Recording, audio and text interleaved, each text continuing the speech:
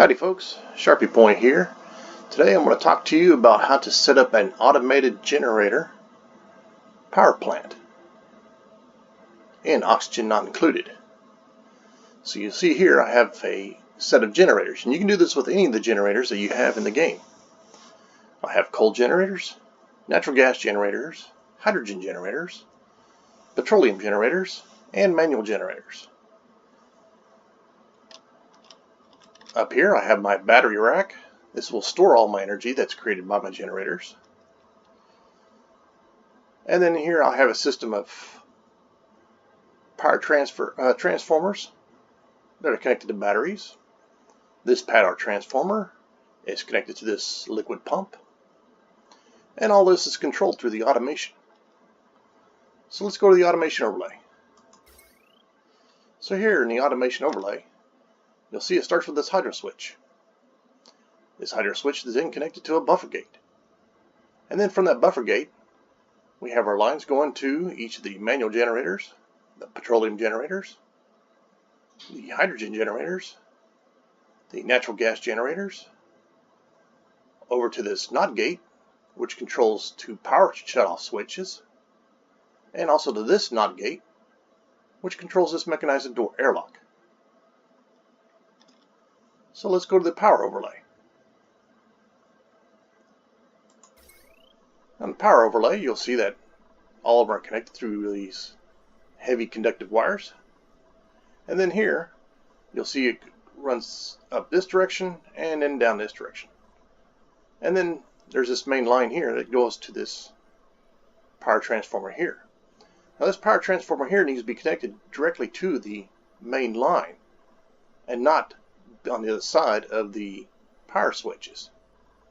What we're doing here is we're testing the batteries to see how much charge is available in the batteries. When the charge reaches down to 0, it'll shut off this liquid pump, and then this hydro switch will activate. So let's go back to the automation overlay, and you'll see that this hydro switch is set to 755 kilograms. Currently it's at 744 while it's running. So we'll go ahead and reactivate everything, and you'll see it's still pumping. Speed up time just a little bit, and there you go. As soon as that pressure gets above, it'll activate all this. So generators start generating and start filling up your batteries. Now currently I have this small buffer gate, which we'll go back to the automation overlay. I just have it currently set at 10 seconds for demonstration, so that you actually get to see the whole system work. So while the system is generating power, we can disconnect the main lines through these power switches and allow all the full charge of the generators to be put into our batteries itself.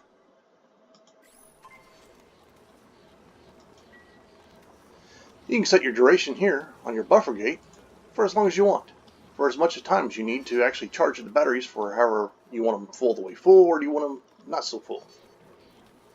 So by increasing the time, you can increase the amount of charge you have in your batteries. So here we'll go up to 30 seconds.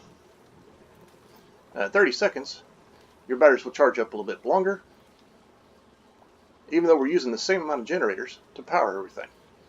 However, by doing so, you'll notice that these batteries here will actually drain more during that time.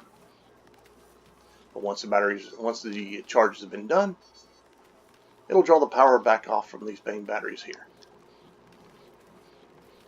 Now this will actually be a more efficient way of using your power in your base, because you're no longer wasting power. You're actually storing all the power that you are making for the duration, and actually consuming that power through other devices. So anytime you do this, you definitely want to have the power transformer, and then on the side of that you want at least 1, 2, or even 3 batteries on the opposite side, so you have plenty of power while your system is being charged to operate whatever you're wanting to operate. This is your main source, and which to tell whether or not these main generator or batteries need to be turned on and off. This is very simple. Just to have some water, and that water can be easily provided by either another pump of some kind, or you can use the bottling system to put enough water down here for your pump to actually work.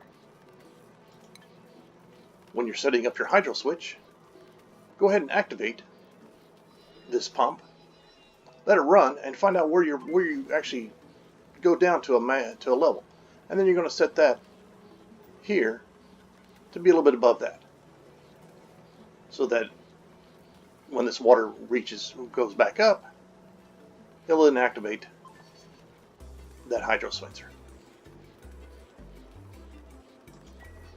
And again, this is a good way to manage all your power that's in your base, and your generators aren't only being operated at a short duration or a short period of time. It doesn't consume a massive amount of resources in order to maintain whatever power you want to do. The more generators you do add to your system, the faster your batteries will charge up. The longer duration you also have on this buffer timer, will also determine how much power you stored in your batteries.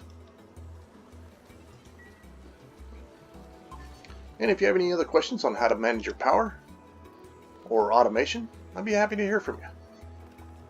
Until next time, thank you for watching. Take care of yourselves and each other.